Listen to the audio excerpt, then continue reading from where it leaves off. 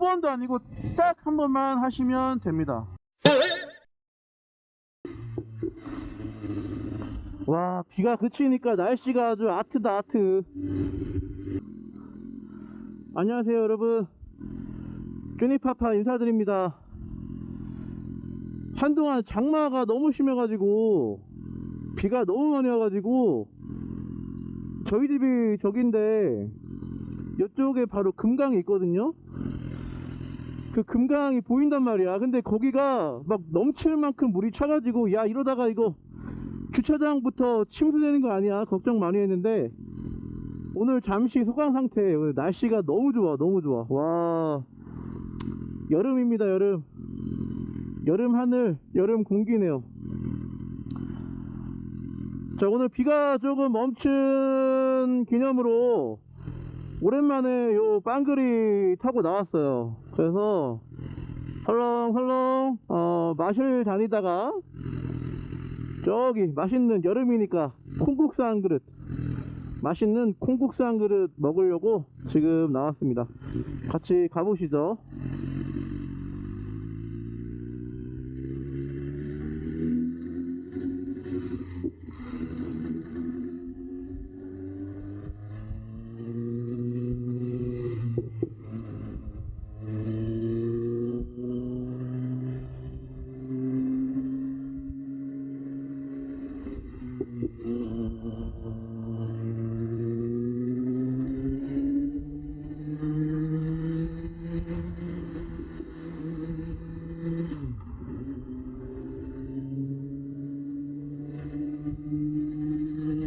아, 저희 집이 저기 뒤쪽인데 여기 옆에 금강물이 그 엊그저께 비 많이 오는 바람에 물이 막 들어차가지고 야, 이거 넘치는 거 아니야 걱정 되게 많이 했는데 원래 저기 가운데가 저기 물에 잠겨있는 나무 저기가 약간 그 모래섬처럼 돼 있는 곳이에요. 근데 지금 완전 물에 잠겨가지고 와, 아무튼 여러분들 지방에 홍수로 피해 당하신 분들, 또 제가 살고 있는 세종 근처 오송에서 이제 지하 터널에서도 많은 사상자가 발생했는데 삼가 조의를 표합니다. 삼가 조의를 표하고요. 홍수 피해 빨리 극복하시기를 바랍니다.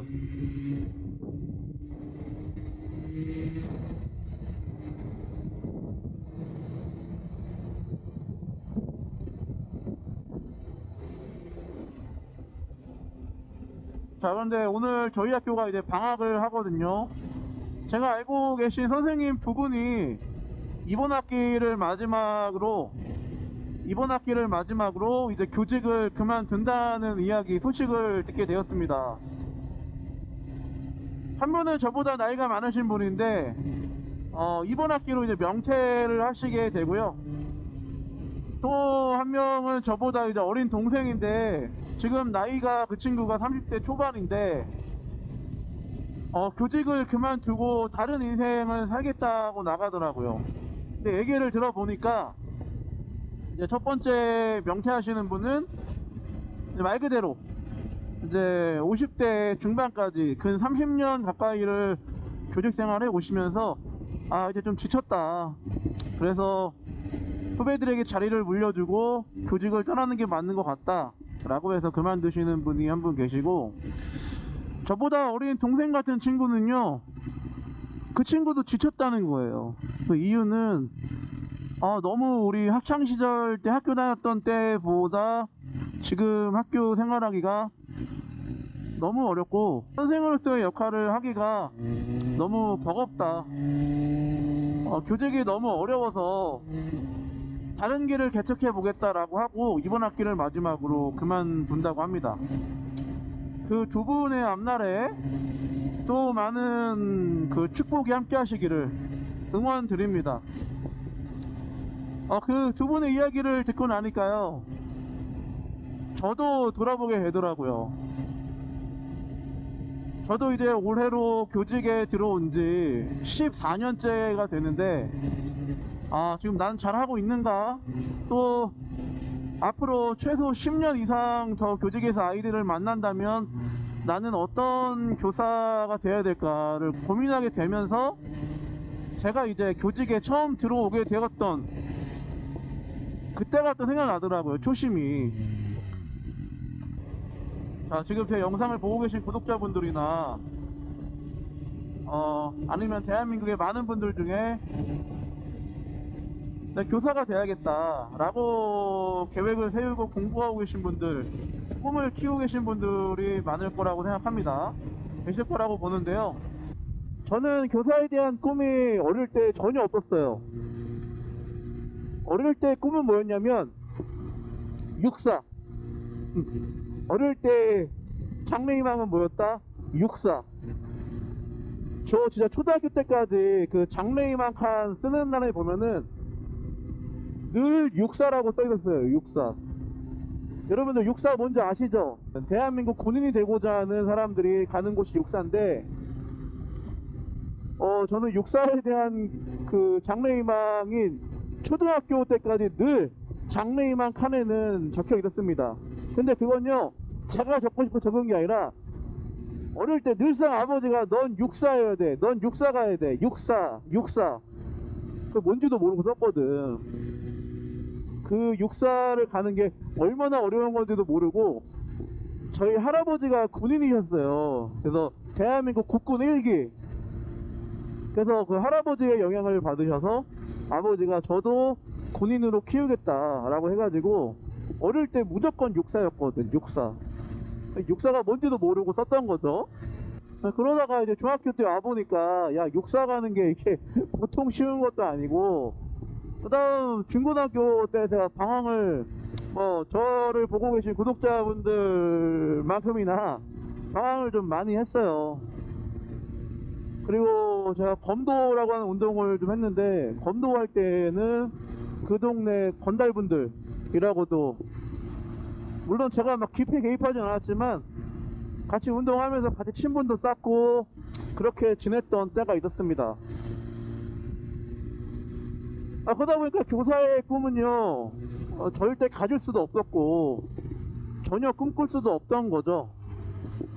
근데 제가 교사의 꿈을 꾸게 된 것이 이제 제가 군대 갔을 때 이제 군대를 가면서부터 어린 시절에 잃어버렸던 그 기독교 신앙을 다시 회복하고, 어떤 그 신앙심을 바탕으로 나름대로 내가 제대하면은 무엇을 해야 될까를 고민을 하게 되는데, 그때 만났던 선임들, 군 생활하면서 만났던 선임 후임들 중에 저한테 용기를 불어넣어주는 분들이 계셨어요.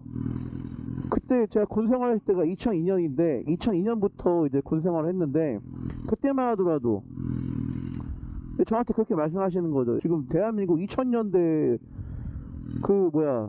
대학 안 나와가지고 뭐 어떻게 먹고 살래, 막 그렇게 막 돌려까기 안 하고 그냥 바로 그냥 다이렉트로 그냥 네가 그동안 공부를 안 했던 거지 못한 건 아니지 않느냐, 그러니까 한번 공부를 해보고 대학을 가라 라고 하면서 많은 용기들을 좀 주셨어요.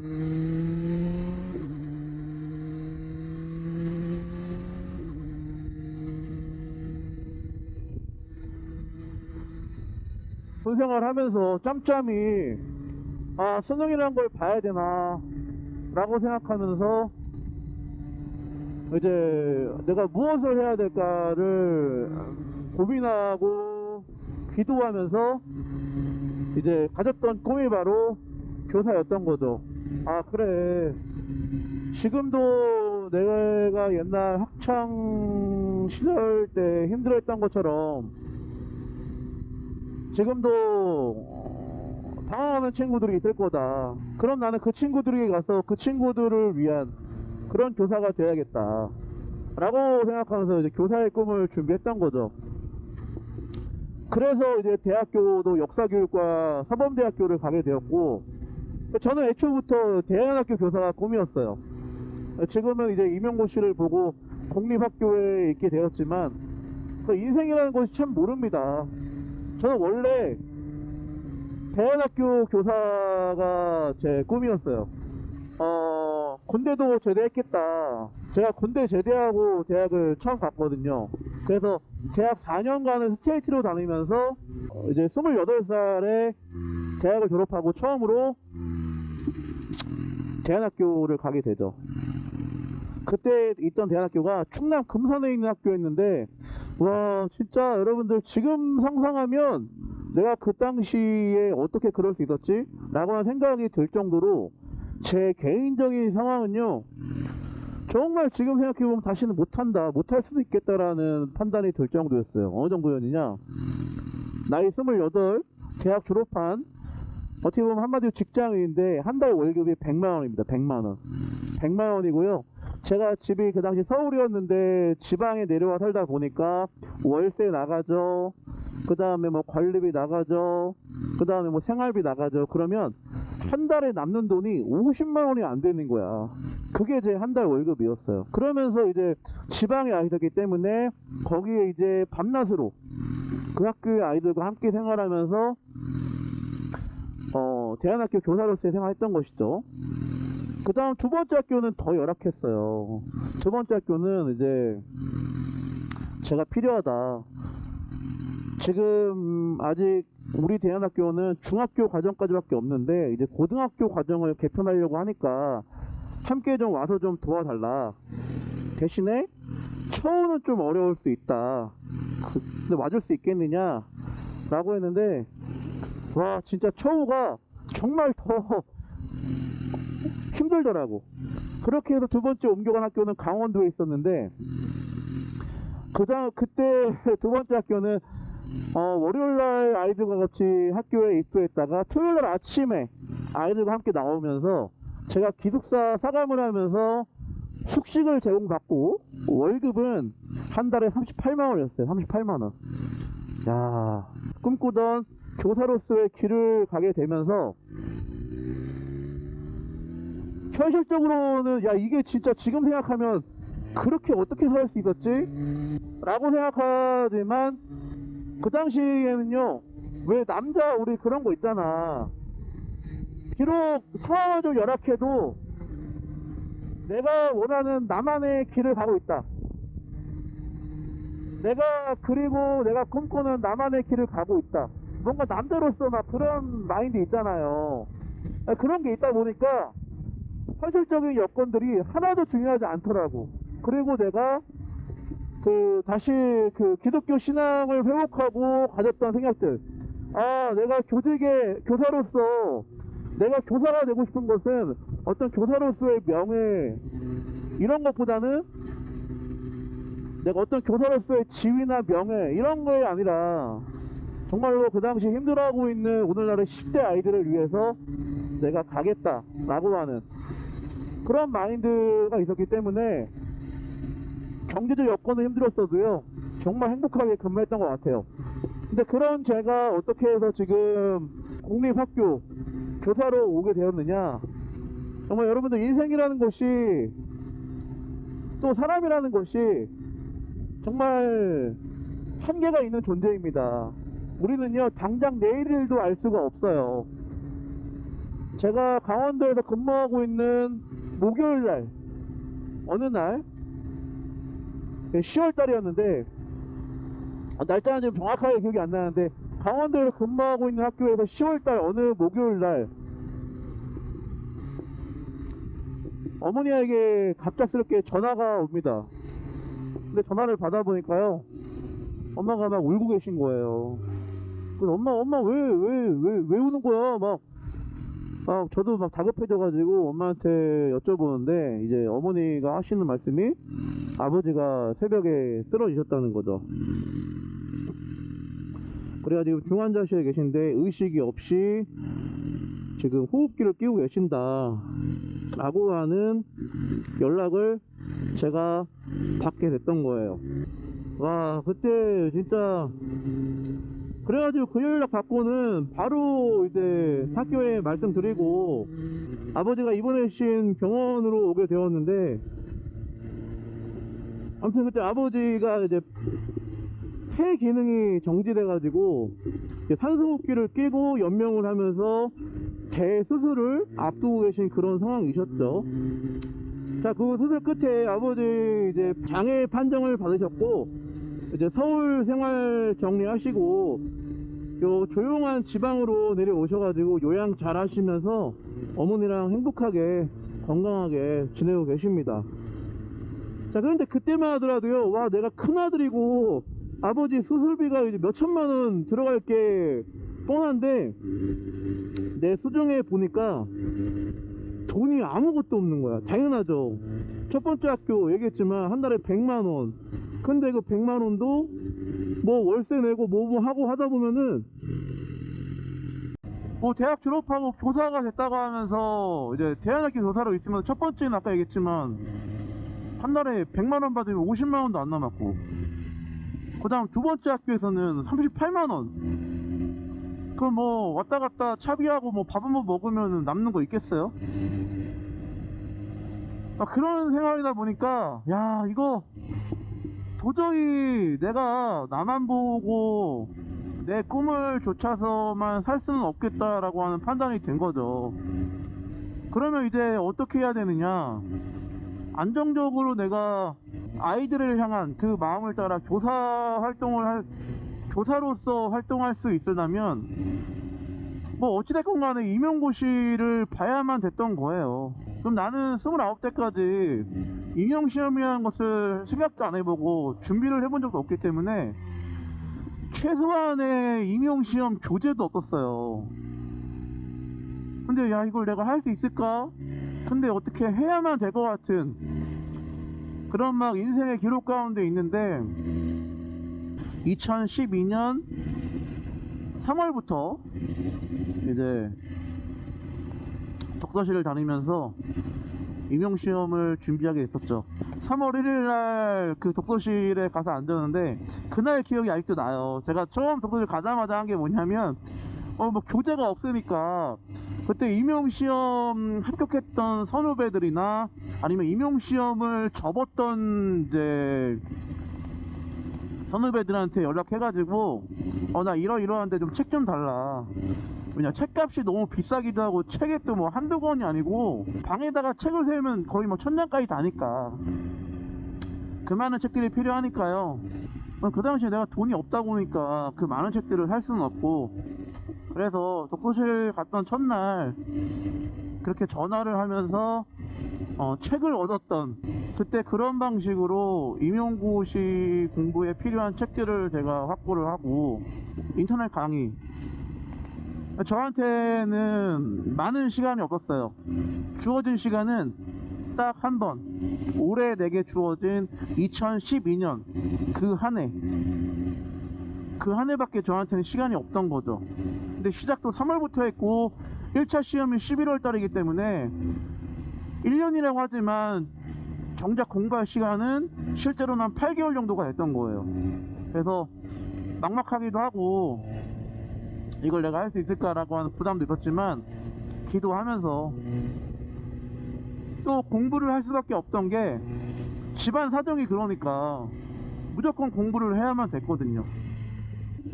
무조건 한 번에 합격을 하기 위해서 정말 피나는 노력을 했던 것 같아요. 여러분들 혹시나 자기 인생이 난 왜 이렇게 꼬였고 지금 왜 이렇게 뭔가 해도 아무것도 되는 게 없고 난 뭘 해야 되지? 라고 고민하면서 핸드폰 보고 뭐 누워가지고 빈둥빈둥 되시는 분들 제가 명치 한번 세게 때려드리겠습니다. 여러분들 자기 인생에 큰 변화를 맞이하고 싶으시면요, 그때를 떠올리기만 하면 다시는 돌아가고 싶지 않을 만큼의 피나는 노력을 하시면 돼요. 두 번도 아니고 딱 한 번만 하시면 됩니다. 제가 분명히 말씀드려요. 그러면 저는 그런 환경 가운데 임용시험이라고 하는 것을 공부하기 위해 29살에 도전하면서 나에게 주어진 시간은 단 한 번이다. 그렇다면 이 시간을 내가 어떻게 활용할 것인가를 두고요, 많은 고민들, 많은 생각들을 하지 않았어요. 무조건 앞만 보고 직진했습니다. 하루에 기본 12시간 이상 공부했고요. 그때 생활 패턴이 똑같아요. 노는 건 한 달에 한 번. 이날 왜 노냐? 이날 독서실에 대청소하느라 문을 닫았거든. 그러니까 이날만은 놀았어요. 이날만은 진짜 후회하지 않을 정도로 이날만은 놀았어요.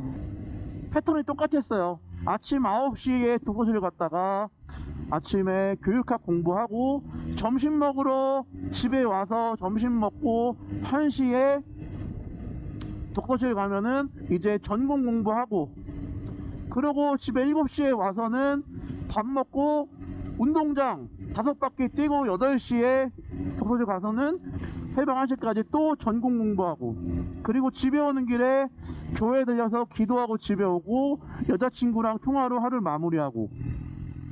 이게 제 임용시험을 준비했던 8개월간의 하루의 일과가 이게 다예요. 다. 간간히 주말 때 여자친구가 저 만나러 왔어요. 공부할 때는, 공부하고 있는 8개월 기간은 늘 저를 만나러 왔어요. 당연히 제가 저를 잘 알기 때문에 저한테 여지를 두지 않았죠. 나한테 여유를 두면은 난 분명히 나태해지고 논다. 그래서 애초에 그런 가능성을 차단하기 위해서 핸드폰 발신 금지, 그때 제가 아이폰 3GS를 썼는데 핸드폰 발신 금지 받는 것만 됐고요. 그 다음에 머리는 빡빡으로 그냥 삭발, 집에 있는 바리깡, 지금도 제가 집에서 바리깡으로 혼자 자주 미는데 바리깡 그냥 3mm로 그냥 삭발 해버리고 면도칼로 그냥 빡빡 머리 밀어버리고요. 그리고 뭐까지 했느냐, 눈썹도 다 밀었어요. 눈썹까지 다 밀었죠. 왜요? 안 놀려고, 놀지 않으려고. 무조건 나는 한 방에 해야 되니까.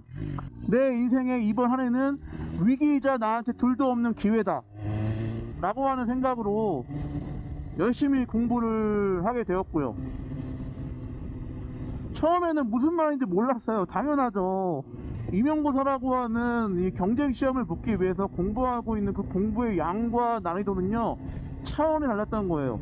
당연히 처음에는요, 와 이거 나 역사 교육과인데 이게 도대체 무슨 말이지? 근데 꾸역꾸역 해 나갔죠. 꾸역꾸역 하다 보니까요, 공부가 하다 보니까 제가 그걸 느꼈어요. 여러분들, 공부를 처음부터 잘하는 사람은 많지 않습니다. 공부라고 하는 것은요, 꾸준함 가운데 한 발 한 발 우직하게 나아가다 보면 어느 순간 일정한 궤도에 도달하더라고요. 맥이 트인다고 표현하는 게 맞을 것 같아요. 그 맥이 뚫리게 되면은 모든 내용들이 관통이 돼가지고 이해가 너무 빠른 거야. 저는 그걸 느꼈어요. 공부라고 하는 게 이렇게 하는 거고. 그리고 또 느낀 게 뭐냐면, 맥이 뚫리고 모든 게 이해가 되니까, 이야, 공부가 이렇게 재밌는 거구나. 그거를 그때 느끼게 되었습니다. 그리고 여러분, 이거 자랑은 아니지만 그렇게 3월부터 공부를 시작해가지고 한 6개월이 지난 9월달쯤이 되니까요, 자신감이 있었어요. 그러니까 근거 없는 자신감이 아니라 정말 자신감. 이게 공부한 시간은 얼마 안 됐지만 그때 집중도는 어마어마했다고 저는 보거든요. 그래서 막 맥이 뚫리면서 모든 내용들이 이해가 되고, 또 머릿속에 눈을 감으면 내가 공부했던 책들이 한 4시간가량을 머릿속에서 그냥 줄줄 암기를 했어요. 그러다 보니까, 야, 내가 어느 지역의 시험을 보더라도 이거 합격할 수 있을 것 같다 라고 하는 그런 자신감이 붙더라고. 근데 근거 없는 자신감이 아니라 정말 근거 있는 자신감이었어요. 그래서 많은 경쟁자들이 몰리고 누구나가 다 근무하고 싶어 하고, 또 그 당시 제가 살고 있던 고향도 서울이었기 때문에 서울로 무조건 난 시험 보면은 합격한다 라고 하는 생각을 가지고 시험을 이제 준비했는데, 그 당시 역사 TO가 서울이 0명, 인천이 0명, 경기도는 한 40명 났는데, 경기도는 남부 북부 어디 떨어질지 모르니까, 야, 이게 서울이 TO가 없으니까 어디를 지원해야 되는가 막 고민하다가 그때 세종이 처음으로 첫 해 임용시험을 통해 교사를 뽑았어요. 근데 세종이라는 도시가 그 당시는 크지 않았던 초창기였기 때문에 세종 첫 해 임용에 2명을 뽑았습니다. 역사 2명. 근데 2명을 뽑는다고 하니까 다른 애들은 막 기겁을 해요. 2명 어떻게 가냐, 가능성 없다. 근데요, 저는요, 나 무조건 세종 간다. 뭐 2명 뽑는다는 그 티오 안 보여. 상관없어.